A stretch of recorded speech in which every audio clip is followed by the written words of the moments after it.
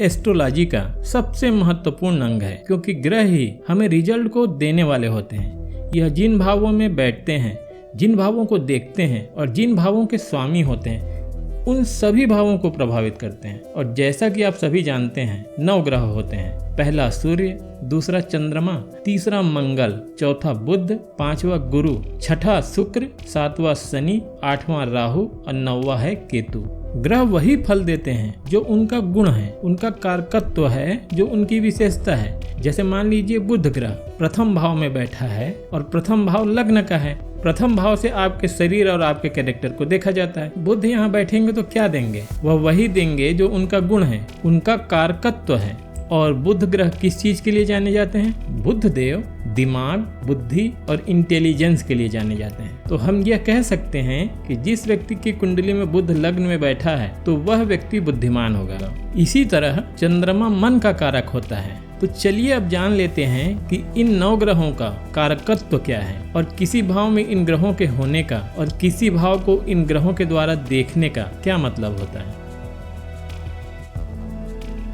सूर्य देव से हम व्यक्ति के सम्मान को देखते हैं, उसके ख्याति को देखते हैं। सूर्य देव आपकी आत्मा है, आपका तेज है। सूर्य से आपके पिताजी को देखते हैं। सूर्य आपकी अथॉरिटी, आपका अधिकार है। सूर्य किसी चीज में आपके पकड़ को दिखाता है। सूर्य से लीडरशिप क्षमता देखते हैं। सूर्य सरकारी नौकरी और सरकारी विभाग को दिखाता है। नौकरी मिलेगी या नहीं, यह देखने के लिए सूर्य की स्थिति को ही देखा जाता है। सूर्य कुंडली में कमजोर है तो ये आपके पिता के खराब स्वास्थ्य, सम्मान में कमी और आपके कमजोर नेतृत्व क्षमता को प्रदर्शित करता है।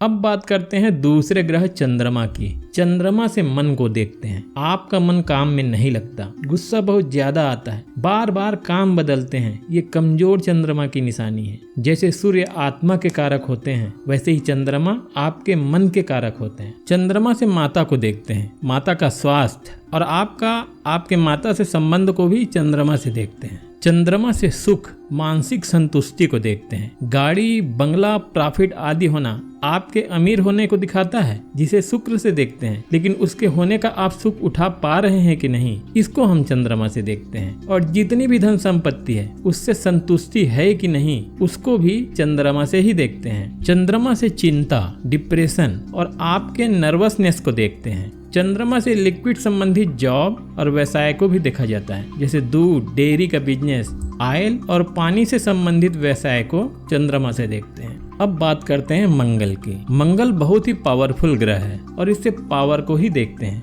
जब इसको पॉजिटिव वे में देखते हैं तो ये व्यक्ति के शौर्य, बहादुरी, उत्साह और उमंग को दिखाता है। और जब इसे निगेटिव वे में देखते हैं या मंगल कमजोर है या गलत जगह में बैठा है तो ये गुस्सा और चिड़चिड़ेपन को दिखाता है, संयम में कमी को दिखाता है। मंगल रिश्ते में तनाव और अलगाव को दिखाता है। ये पुलिस विभाग, सेना, डॉक्टर, एथलीट और स्पोर्ट्स पर्सन को रिप्रेजेंट करता है। आपके पास कितनी जमीन जायदाद और प्रॉपर्टी होगी, ये भी मंगल से ही देखा जाता है। अब बात करते हैं बुध देव की। बुध देव का सीधा सीधा संबंध है आपके दिमाग, आपकी बुद्धि और आपके इंटेलिजेंस से। जिसका बुध बहुत स्ट्रांग है उसका इंटेलिजेंट होना तय है। बुध देव से बोलने की कला, जिसे वाक्पटुता कहते हैं, उसको देखते हैं। बुध व्यापार को रिप्रेजेंट करता है, नपुंसकता को भी दिखाता है। बुध आपके मैनिपुलेशन की क्षमता को दिखाता है। जिसका बुध स्ट्रांग होता है उसमें मैनिपुलेशन की क्षमता और लोगों को अपने बातों में राजी करने की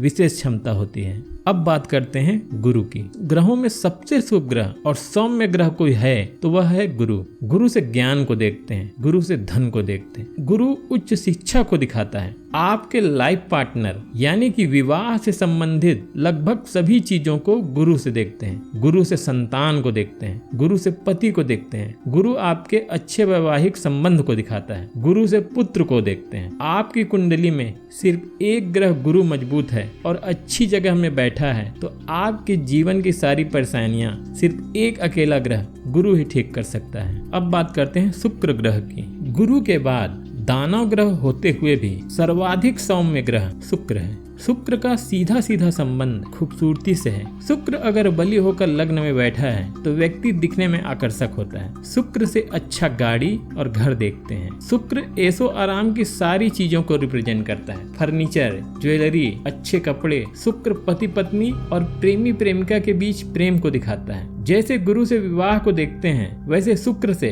लव अफेयर को और प्रेम को देखते हैं। शुक्र से आपके सेक्सुअल पावर और आपके अवैध संबंध दोनों को देखते हैं। आप जीवन में कितने स्टाइलिश रहेंगे, कितने लेविश लाइफ जिएंगे, यह सब शुक्र से ही देखते हैं। आपकी कुंडली में यदि शुक्र अच्छा है तो पैसे और प्यार की कमी जीवन में कभी नहीं होगी। शनि देव नवग्रह में सबसे स्लो प्लेनेट है।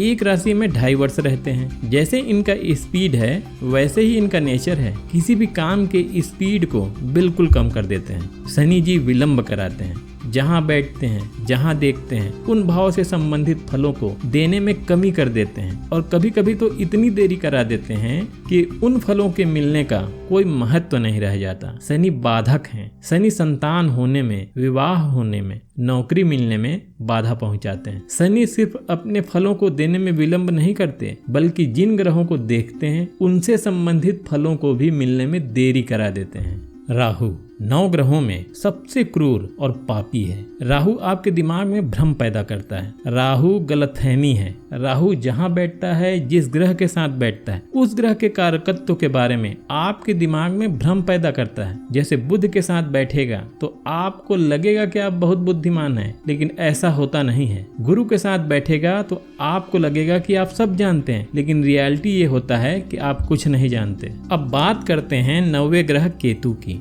केतु मोक्ष दिलाता है। केतु भौतिक जगत की वस्तुओं में आपके इंटरेस्ट को खत्म करता है। केतु अलगाव है। केतु सेपरेशन है। केतु जहाँ बैठता है उस भाव से संबंधित फलों में आपके इंटरेस्ट को कम करता है। सप्तम भाव विवाह और मैरिड लाइफ का है, तो केतु आपके वैवाहिक जीवन में और आपके लाइफ पार्टनर में आपके इंटरेस्ट को खत्म करता है। केतु तोड़ने का काम करता है। रिश्तेदारों में रिश्ते को, भौतिक जगत के वस्तुओं के प्रति आपके झुकाव को और इंसान जो वैवाहिक और प्रेम संबंधों में फंसा है उससे उनको विमुख करने का काम करता है। राहु और केतु की असल में प्रवृत्ति एक ही होती है। एक इसे किसी भी क्षेत्र के प्रति आपके दिमाग में भ्रम पैदा करके करता है तो दूसरा उसके प्रति आपके लगाव को खत्म करके करता है। रिजल्ट एक होता है पर तरीका अलग अलग होता है। दोस्तों, ये था सभी 9 ग्रहों का कारकत्व, उनका गुण, उनकी विशेषता। अब आप बहुत अच्छी तरीके से जान सकते हो कि कौन सा ग्रह हमें किस प्रकार का फल देता है।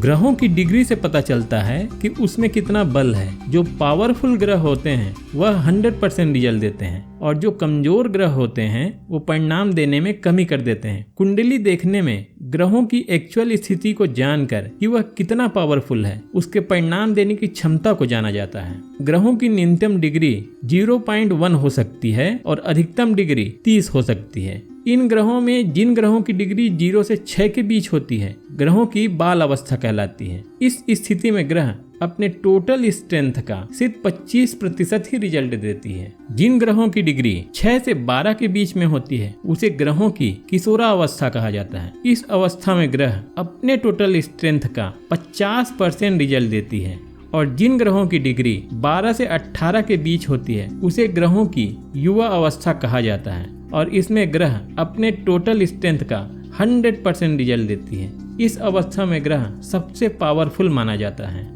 इसी प्रकार जिन ग्रहों की डिग्री 18 से 24 होती है उसे ग्रहों की प्रौढ़ अवस्था कहा जाता है। इस अवस्था में ग्रह की स्ट्रेंथ वापस घटकर फिर 50% हो जाती है और जब ग्रहों की डिग्री 24 से 30 के बीच होती है तो इसे ग्रहों की वृद्धा अवस्था कहा जाता है और इस समय ग्रहों के रिजल्ट देने की क्षमता 25% होती है। कुंडली देखने में डिग्री का विशेष महत्व है। मान लीजिए कि आप कुंडली देख रहे हैं और रिजल्ट का आकलन कर रहे हैं और उस कुंडली में ग्रहों की डिग्री अच्छी नहीं है तो वह आपकी उम्मीद के मुताबिक रिजल्ट नहीं देगा और वहीं जब उसकी डिग्री 12 से 18 के बीच होती है तो वह अपना पूरा परिणाम देता है। ग्रहों की दृष्टियों को जाने बिना कुंडली देखना लगभग असंभव है, क्योंकि ग्रह न सिर्फ उस भाव का फल देते हैं जहां बैठते हैं बल्कि उस भाव को भी प्रभावित करते हैं जहां वो देखते हैं। 9 ग्रह होते हैं। इनमें उन सभी 9 ग्रहों की 7वीं दृष्टि तो होती ही है। मतलब सूर्य से लेकर केतु तक जहाँ बैठते हैं वहाँ से 7वें घर को तो देखते ही देखते हैं। और 7वां घर होता कौन सा है?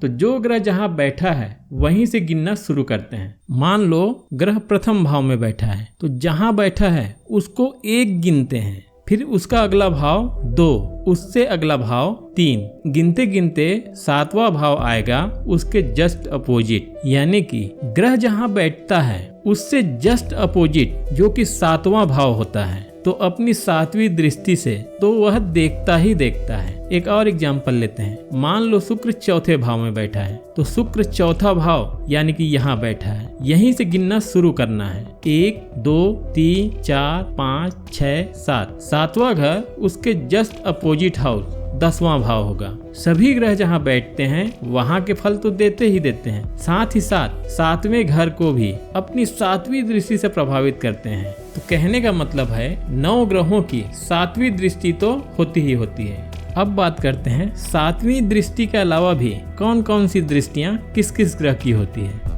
इन 9 ग्रहों में 3 ग्रहों की 7वीं दृष्टि के अलावा 2 और दृष्टि होती है। गुरु, राहु और केतु की 7वीं दृष्टि के अलावा 5वीं और 9वीं दृष्टि और होती है। मतलब गुरु, राहु और केतु की टोटल 3 दृष्टियां होती हैं, 5वीं, 7वीं और 9वीं।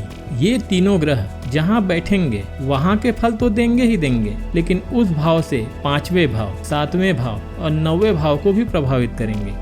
मंगल की 7वीं दृष्टि के अलावा 4थी और 8वीं दृष्टि और होती है। मतलब मंगल की भी 3 दृष्टियां होती हैं। 7 तो होती ही है, 4 और 8 भी होती है। तो कुल मिलाकर मंगल की 4, 7 और 8 3 दृष्टियां होती हैं। मंगल जहाँ भी बैठेगा उस घर से 4थे घर, उस घर से 7वें घर और उस घर से 8वें घर को भी प्रभावित करेगा। अलावा एक और ग्रह है शनि। इनकी 7वीं के अलावा 3री और 10वीं दृष्टि भी होती है। यानी कि शनि की 3 दृष्टियां होती हैं, 3, 7 और 10। यदि शनि अपने प्रथम भाव में बैठा है तो 3री दृष्टि से 3रे भाव को, 7वीं दृष्टि से 7वें भाव को और 10वीं दृष्टि से 10वें भाव को भी देखेगा और उनको प्रभावित करेगा। अब बात करते हैं इन ग्रहों के बहुत महत्वपूर्ण फैक्टर मित्रता और शत्रुता की। जो ग्रह आपस में मित्र होते हैं वो जब एक दूसरे को देखते हैं या एक दूसरे के साथ बैठते हैं तो एक दूसरे को सपोर्ट करते हैं, परिणाम देने में मदद करते हैं। वहीं जो ग्रह आपस में शत्रु होते हैं वो जब एक दूसरे के साथ बैठते हैं या एक दूसरे को देखते हैं तो परिणाम देने में बाधा पहुंचाते हैं। तो चलिए जानते हैं कौन से ग्रह आपस में मित्र हैं और कौन से ग्रह आपस में शत्रु। देखिए, इन 9 ग्रहों में कुछ ग्रहों की प्रवृत्ति सौम्य होती है, इसलिए उन्हें देवग्रह कहा जाता है, और कुछ ग्रहों की प्रवृत्ति क्रूर होती है, इसलिए उन्हें दानव ग्रह कहा जाता है। जो देव ग्रह होते हैं उसमें पहला है सूर्य, दूसरा है चंद्र, तीसरा है मंगल और चौथा है गुरु। तो जो देव ग्रह होते हैं आपस में अति मित्र होते हैं। मतलब सूर्य की चंद्रमा से, चंद्रमा की मंगल से, मंगल की गुरु से, इन चारों ग्रह की आपस में गहरी मित्रता होती है। देव ग्रह जब एक दूसरे के साथ बैठते हैं या एक दूसरे को देखते हैं तो एक दूसरे को सपोर्ट करते हैं और परिणाम देने में मदद करते हैं। और वैसे ही जो दानव ग्रह होते हैं वह भी एक दूसरे के साथ बैठते हैं या